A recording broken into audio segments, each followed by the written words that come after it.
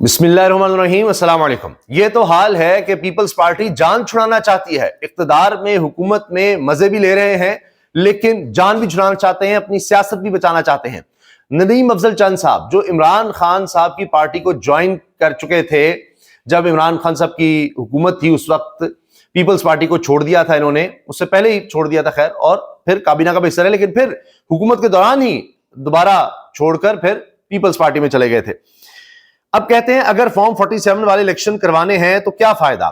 اس سے بہتر ہے کہ الیکشن نہ ہی کروائیں، نہ ووٹ گنا جائے گا، نہ جینوئن قیادت سامنے آئے گی۔ اس کا صرف اور صرف ایک حل ہے، فری اینڈ فیئر الیکشن کروائے جائیں۔ یہ ہے جناب ندیم افضل چند، پاکستان پیپلز پارٹی کے سینئر رہنما، جو تنگ آ چکے ہیں اس نظام سے اور جال سازی سے۔ افضل چند صاحب، الیکشنز آپ کو ہوتے ہوئے نظر آتے ہیں؟ دیکھیں رانا صاحب، الیکشن تو حل ہی کوئی نہیں ہے۔ الیکشن تو آپ نے اتنے کروا کے دیکھ لیے، اگر فری اینڈ فیئر الیکشن نہیں ہے، فارم 47 والے الیکشن ہونے تو کیا فائدہ اس الیکشن میں؟ اسے نہ کروائیں تو بہتر۔ مطلب تسی پیپلز پارٹی میں کوئی الیکشن کا فائدہ نہیں، اگر آپ کہہ رہی ہے کہ اسی طرح یہ الیکشن کروانے ہیں۔ یہ یعنی وہ کہہ رہے ہیں پیپلز پارٹی کہہ رہی ہے کہ کوئی فائدہ نہیں الیکشنز کا، نہ کروائیں الیکشنز۔ اب سنیے گا، یعنی گواہی دے رہے ہیں پیپلز پارٹی کے اپنے لوگ، فارم 47 گواہی دے رہے ہیں، تو پھر فیک نیوز کا کیا کریں گے؟ قانون جو لائے ہیں کہ فارم 47 کا آپ ذکر نہیں کر سکتے، آپ نہیں کہہ سکتے الیکشن جعلی تھے، یہ تو پیپلز پارٹی کہہ رہی ہے جعلی الیکشن تھے، فارم 47 کے تھے۔ میرے خیال میں کوئی فائدہ نہیں، اس الیکشن کا کوئی فائدہ نہیں، نہ جینوئن قیادت اوپر آئے گی، نہ جینوئن لوگ آئیں گے، نہ لوگوں کا ووٹ پراپر گنا جائے گا، بالکل کوئی فائدہ نہیں۔ پھر کی کیتا جائے گا؟ تسی لوگ فری اینڈ فیئر الیکشن کروانے پڑیں گے۔ اگر آپ نے اس ملک میں پارلیمانی نظام آپ نے کیا تو نظام چینج کر لیں۔ فری اینڈ فیئر الیکشنز کروانے پڑیں گے اگر آپ نے اس ملک میں کوئی نظام رکھنا ہے، پارلیمنٹ نظام رکھنا ہے، یا تو آپ نظام بدل دیں۔ پریزیڈنشل فارم آف گورنمنٹ یہ جو یہ اب وہ کہتے ہیں بدلنا ہے تو کیا پریزیڈنشل فارم آف گورنمنٹ لیں؟ وہ کہتے ہیں جو مرضی کرنا کریں، لیکن حل اور کوئی نہیں ہے فری اینڈ فیئر الیکشنز کے علاوہ۔ مینشن نہیں کرنا چاہتا۔ کیوں؟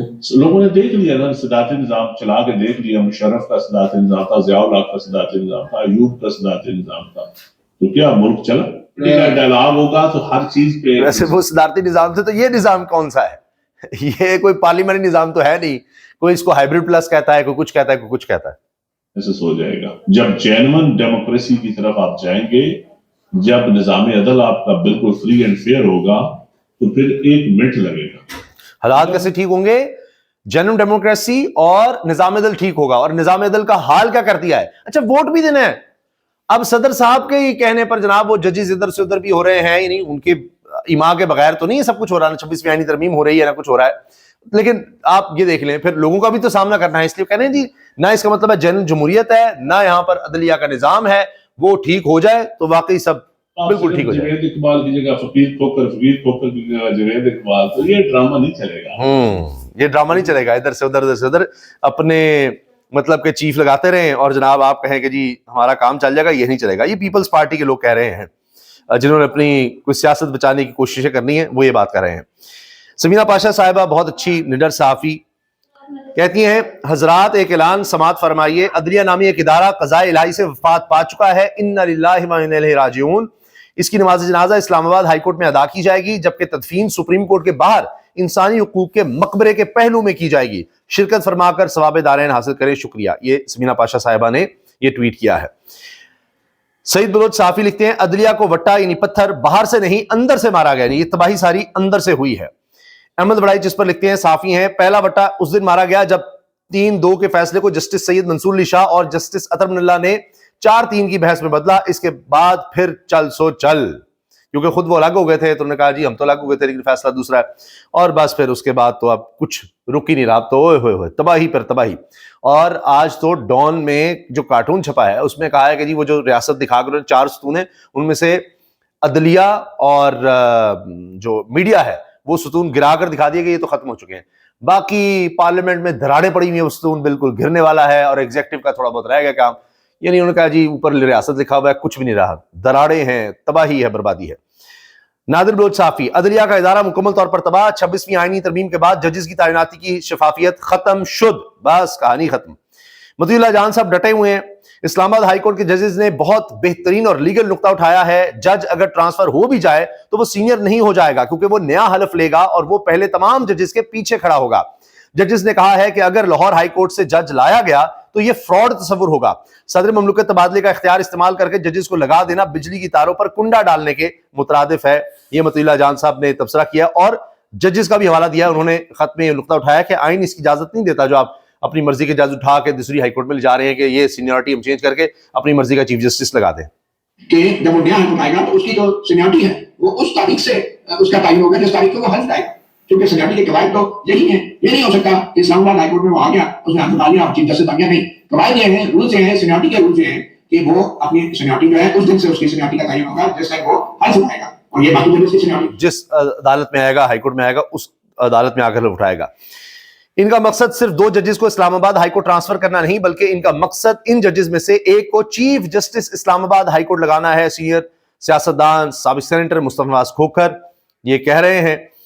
اور اب تو حال یہ ہے کہ پاکستان کے صحافی جو ہمیشہ ارنب گوسوامی کے خلاف رہے اور ڈٹ کر مخالفت کرتے رہے اس کے خیالات کی, ملیحہ ہاشمی صاحبہ کہتی ہیں میری زندگی میں ارنب گوسوامی کے پروگرام میں بہت بار بحث ہوئی پاک بھارت موضوع پر.